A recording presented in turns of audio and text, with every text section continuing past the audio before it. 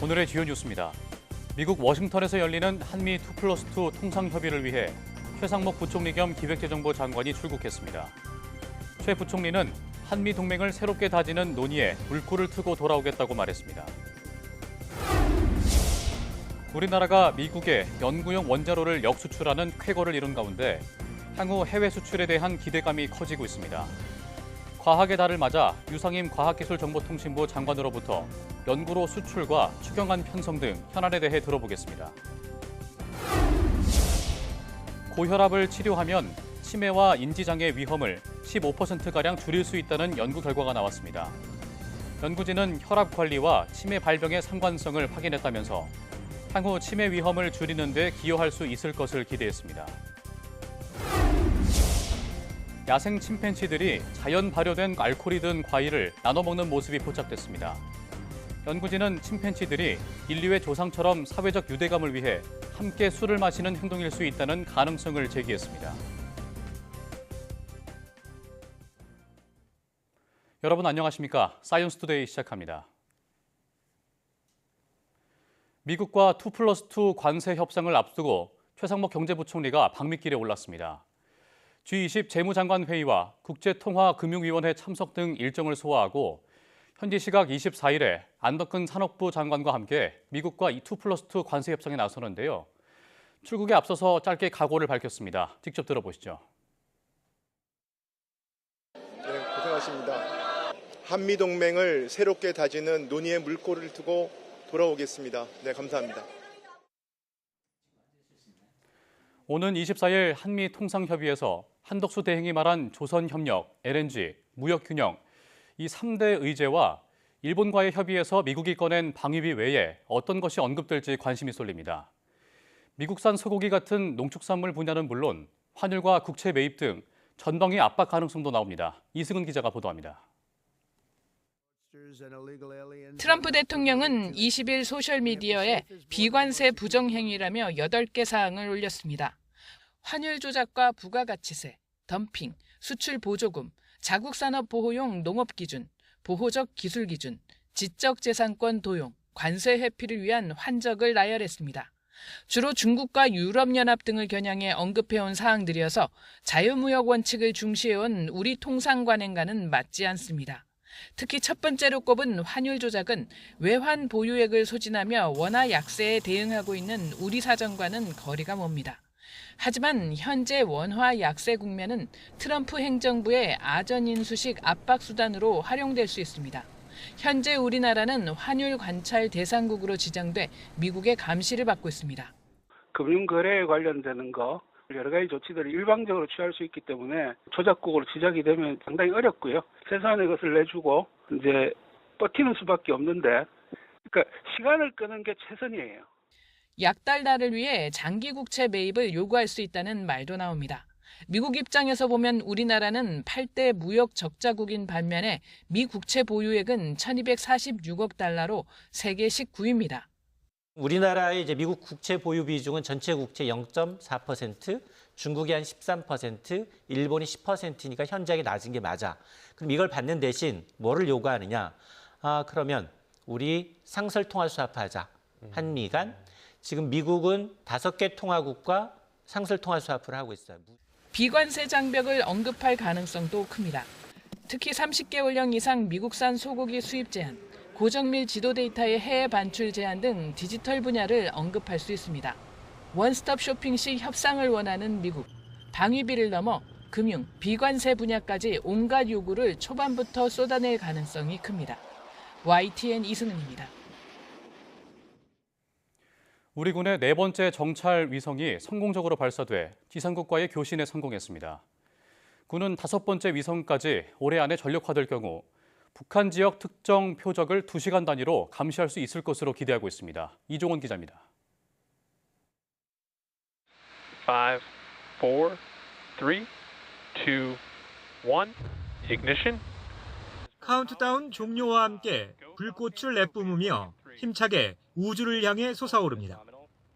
우리 군 정찰 위성 4호기를 실은 이 발사체 펠컨 9이 미국 플로리다주 우주군 기지에서 발사되는 모습입니다. 우리 시각 오전 9시 48분에 발사된 정찰 위성 4호기는 10시 3분 발사체와 성공적으로 분리돼 목표 궤도에 정상적으로 진입했습니다. 이후 발사 2시간 39분 만인 낮 12시 27분 지상국과의 첫 교신에도 성공했습니다. 지난해 12월 정찰 위성 3호기 발사에 성공한 지 넉 달 만이자 첫 위성 발사 1년 4개월 만입니다. 목표 궤도에 안착하였으며 국내 지상국과 교신에 성공하여 위성 상태가 양호함을 확인했습니다. 정찰 위성 4호기는 우리 군의 중대형 정찰 위성 확보를 위한 4.25 사업을 통해 발사한 네 번째 위성입니다. 전파를 이용한 영상 레이더 사 위성과 전자광학 적외선 센서 EOIR 위성을 함께 운용하는 건데 각 첫 자를 따서 이름을 붙였습니다. 서로 특징이 다른 위성을 여러 궤도에서 군집 운용하면서 기상 역량을 최소화하고 목표물에 더 적합한 방식을 찾을 수 있게 됐습니다. 위성의 한반도 재방문 주기가 단축되면서 북한의 도발 징후를 더 정확하고 빠르게 식별할 수 있게 된다는 의미입니다. 군은 마지막 정찰 위성인 5호기까지 올해 안에 발사를 마칠 예정으로 4.25 사업이 완료될 경우 북한 지역 특정 표적을 2시간 단위로 감시할 수 있을 것으로 보고 있습니다. 현재 개발 중인 초소형 위성까지 감시 전력에 더해질 경우 독자적인 우주 전력을 구축하면서 국방우주 강군으로 도약하는 계기가 될 것으로 기대하고 있습니다. YTN 이종원입니다. 고혈압을 치료하면 치매와 인지장애 위험을 크게 줄일 수 있다는 연구 결과가 나왔습니다. 미국과 중국 공동연구팀은 40세 이상 고혈압 환자 3만 3천여 명을 두 집단으로 나눠 4년간 혈압 변화와 치매 증상을 추적한 결과 이 같은 연관성을 발견했다고 밝혔습니다. 연구팀은 고혈압 치료제 투여 등 적절한 치료를 받은 집단이 그렇지 않은 집단보다 인지장애의 위험이 16% 줄었고 치매 위험은 15% 낮아졌다고 설명했습니다. 그러면서 이번 연구를 통해 혈압 관리가 치매 위험을 줄이는 데 효과적이라는 것을 확인했다고 덧붙였습니다. 반복적이고 유사한 행동 패턴을 인공지능 모델에 반영해 사람의 움직임을 예측하는 기술이 개발됐습니다. 고려대 스마트 모빌리티 학부 김대경 교수 연구팀은 미국 하버드대 연구팀과 공동으로 착용형 센서를 활용한 3차원 동작 정밀 예측 AI 프로그램을 개발했다고 밝혔습니다. 연구팀은 기존의 광학 센서 기반의 동작 분석이 가진 한계를 극복하기 위해 관성 측정 장치와 행동 패턴을 이용한 알고리즘으로 예측 정확도를 높였습니다. 또 신체에 센서를 부착하고 실험을 진행한 결과 기존 모델보다 행동 예측의 오차가 60% 이상 줄었다면서 운동과 산업 현장 등 다양한 분야에서 활용될 수 있을 것으로 기대했습니다. 야생 침팬지들이 자연 발효된 알코올이 든 과일을 나눠 먹는 모습이 포착됐습니다. 영국 엑소터대 연구진은 아프리카 기니비사우 칸탄헤즈 국립공원에서 야생 침팬지들이 알코올이 든 과일을 나눠 먹는 모습이 처음으로 카메라에 포착됐다고 밝혔습니다. 연구진은 침팬지들이 발효된 빵나무 열매를 나눠 먹는 게 의도적으로 알코올을 찾는 것인지 확실하지 않다면서도 인류 조상처럼 사회적 유대감을 위해 함께 술을 마시는 행동일 수 있다고 추정했습니다. 침팬지들은 나눠 먹은 과일의 알코올 함량은 최고 0.61%로 측정됐습니다.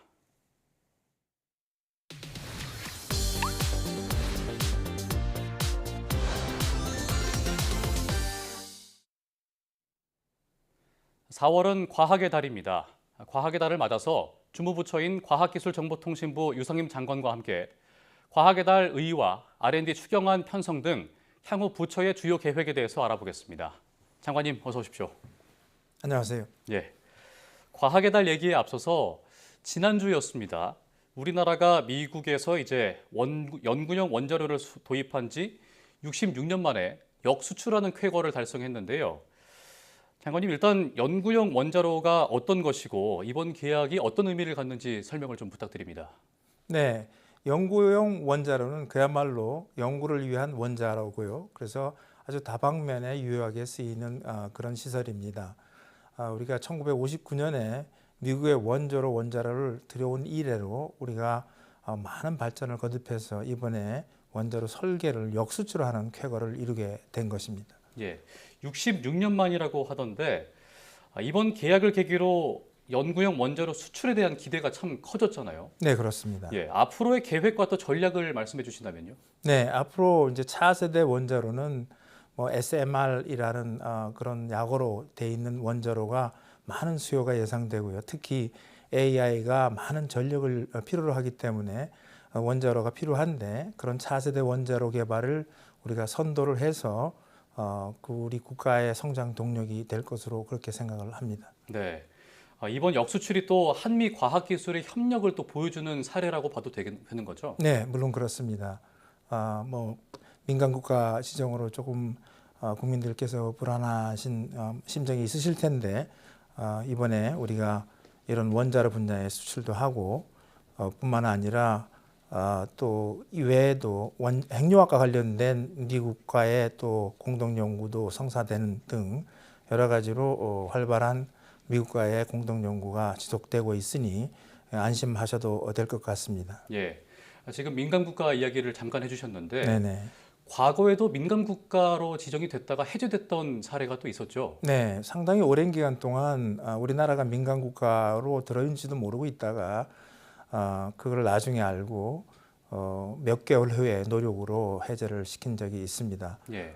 이번도 우리 여러 부처가 협력해서 조속히 해제될 수 있도록 노력하겠습니다. 예. 그 에너지부에서 이제 민간 국가 리스트를 발표했었는데 그럼 장관님께서는 이걸 어떻게 보고 계시고 또 어떤 노력이 또 필요하다고 생각을 하세요? 네, 이 부분은 뭐 정확히 어떤 이유 때문에 지정했느냐는 미국 정부에서 실질적으로 알려주지는 않고 있습니다. 그러나 추정컨대 많은 지금 연구원들이 미국에 상주하고 있고 대한민국 출신의 그런 것이 또 여러 가지로 연구 보안 차원에서 지정되는데 한 이유가 되지 않았나 이렇게 지금 생각을 하고 있고요. 예. 일단 민간 국가로 지정되면 좀 불편함이 있습니다. 연구 협력 자체는 제한되는 게 없겠지만 연구자 교류라든가 여러 측면에서 좀 불편한 점이 발생하는데 그러므로 이제 좀 더 우리 부서가 공동 연구를 활발하게 진행함으로 해서 조속한 해제를 위한 그런 환경을 만드는데 노력하면 해제될 수 있다 이렇게 저는 생각합니다. 예. 한덕수 대행뿐만 아니라 뭐 최상목 경제부총리 또 과기부에서도 여러 가지 노력을 또 하고 계실 것 같은데 네네. 과기부 차원에서는 민간 국가 해제를 위해서 어떤 노력을 해야 된다고 생각하세요? 네, 지금 실무선에서는 계속 미 에너지부와 지금 대화를 이어가고 있습니다. 그래서 우리 측에서 본다면 연구 보안 쪽에 좀 강화가 필요하다 이렇게 생각합니다. 예. 그것은 우리 미국 측의 얘기만이 아니라 우리나라의 국가철원 연구원이나 또 중요한 국가 R&D를 하는 연구 주체들이 기술 보안, 연구 보안에 대한 그런 보안 서약서 이런 것을 우리도 작성을 해야 되고 예. 또 그러하여 미국 상대방으로 하여금 이 기술 보안, 연구 보안에 대한 안심할 수 있는 그런 신뢰를 주는 게 필요하다 이렇게 생각을 하고 있습니다. 그렇군요. 네. 잠깐 주제를 바꿔서요. 이제 축제 이야기를 좀 해보겠습니다. 네네. 4월 과학의 달을 이제 보내고 있는데 지난주에 대전에서 과학기술 축제가 있었습니다. 네, 그렇습니다. 이번에 상당히 큰 규모로 진행이 됐었는데 어떻게 진행이 됐는지 한번 여쭤볼게요. 네네. 아주 크게 세 개의 것이 동시에 일어나는 그런 걸로 해서 한 56만 명 정도가 관람을 했다고 알고 있습니다. 예. 저도 이제 직접 참여를 했고요. 그걸 통해서 보니까 많은 가족 단위의 관람객들이 오셔서 과학의 그 달을 기념하는 그 축제를 즐기는 것을 볼 수 있었습니다. 예. 뭐 과학기술 대전뿐만 아니라 과학기술 축제 세 가지 축제가 네. 함께 개최를 했잖아요. 네, 그렇습니다. 그래서 더 많은 관광객들이 찾아왔던 것 같고 네. 이번에 또 규모가 상당했던 것 같은데 또 다양한 프로그램들이 앞으로도 준비가 돼 있다고 들었습니다. 어떤 것들이 진행이 됩니까? 네, 제가 뭐 일일이 다 기억은 하기 힘들지만 예. 지역마다 이제 과학관이 있어가지고요. 지역마다 특색에 맞게 프로그램을 만들어서 많은 관람객을 올 수 있도록 이 과학의 달에 준비를 하는 걸로 알고 있습니다. 예. 그럼 장관님께서 과학기술을 보셨을 때 어떤 의미에서 우리 삶에 과학기술이 중요하다고 보십니까? 네, 지금 아시다시피 지금의 시대를 AI 디지털 시대라고 명명할 수 있습니다. AI가 이 산업혁명을 아주 급격하게 지금 우리 인간이 경험해 보지 못한 속도로 지금 우리 삶의 변화를 가져오고 있는 시대입니다. 그 중심에 AI 디지털이 있는데 그것이 바로 과학기술에서 나온 것이잖아요. 예. 그래서 앞으로도 우리 이쪽 AI 디지털을 중심으로 한 과학기술이 우리나라의 명운을 좌우할 수 있는 그런 분야이기 때문에 우리 과기정통부가 주무부서로서 그 책임을 다해야 된다 이렇게 생각을 하고 있습니다. 예, 또 지난주에 12조 원 규모의 추경 예산안이 또 편성이 돼서 관련 소식들이 있었는데 과학기술정보통신 분야에서는 어떤 예산이 편성이 됐습니까? 예, 주로 그 AI 컴퓨팅 인프라를 위한 GPU 확보 이런 부분에 주된 예산이 쓰여졌고요. 예. 쓰여질 예정이고 외에도 우리의 고급 인재를 확보해야만 우리가 그 세계에 내놓을 수 있는 우리 AI 모델을 만들어낼 수 있으니까 고급 인재 확보 또 R&D 비용으로 추경이 더 쓰일 예정입니다. 예. 한덕수 대행이 또 AI 관련해서는 3대 강국으로 도약해야 된다 이런 이야기도 했었는데 네네. 무엇이 가장 시급하다고 보세요? 뭐 지금 추경에 반영됐듯이 AI 컴퓨팅 인프라, AI를 구현할 수 있는 시설, 설비, 시스템 이런 것이 완비되는 게 가장 시급했고 예. 추경에 반영됐으니까 그 다음에는 이 인프라를 통해 가지고 우리의 수준을 세계적인 수준으로 끌어올리는 고급 인재를 확보하고 또 그런 기술을 개발하는 것 이런 것이 시급하다고 할 수 있습니다. 예.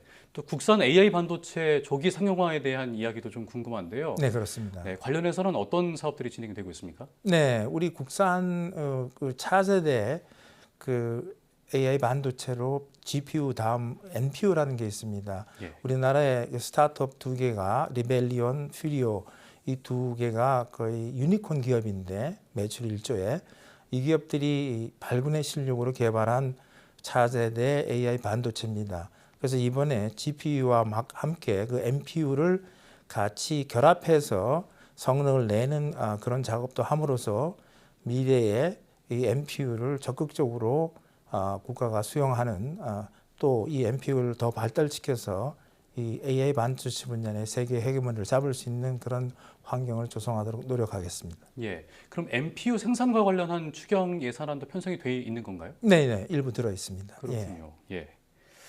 예. 또 기술 사업화도 장관님께서 늘 강조를 해오셨는데 네, 범부처 기술 사업화 비전 발표를 또 앞두고 계신다고요? 네 그렇습니다.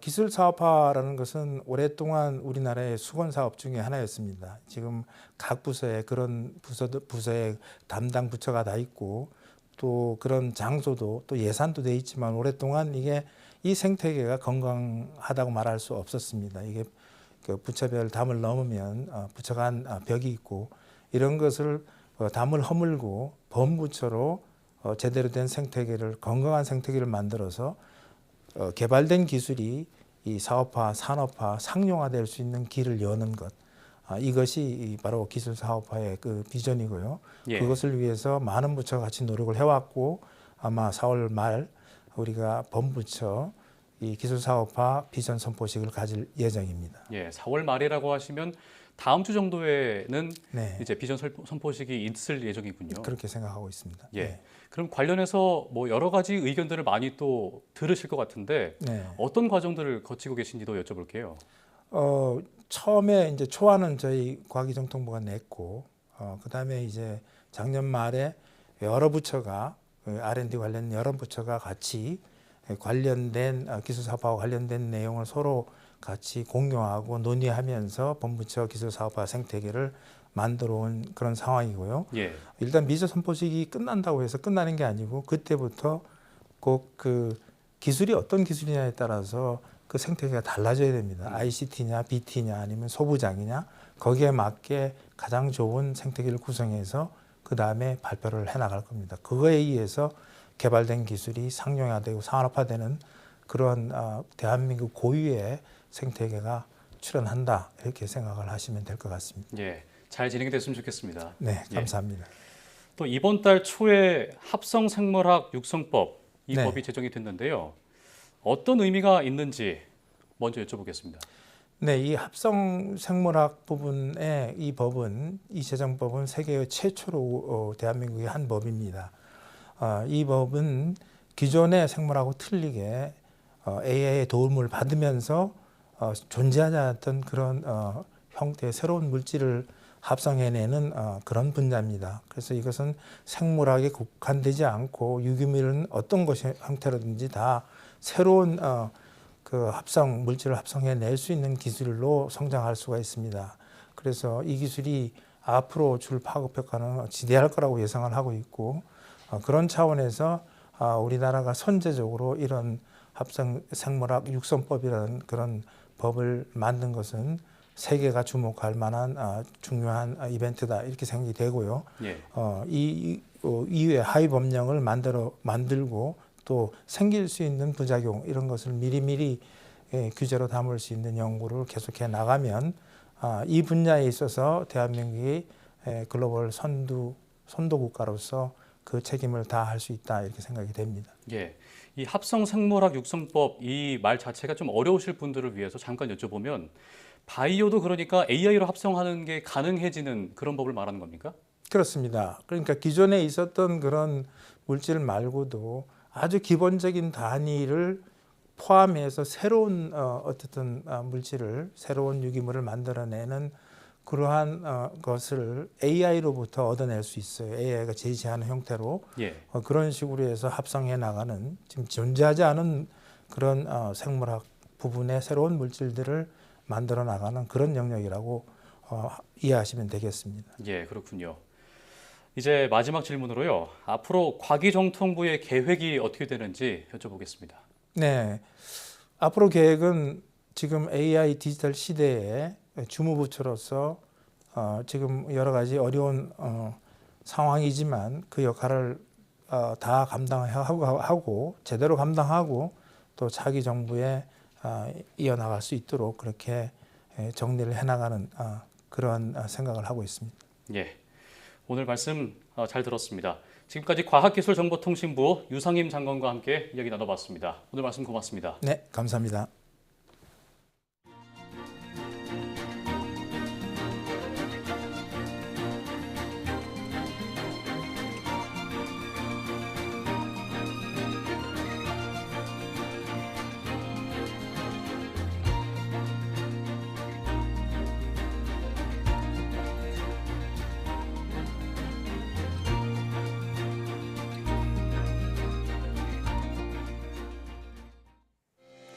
오늘 유상임 장관과 함께 우리나라 과학기술의 현황을 짚어봤습니다.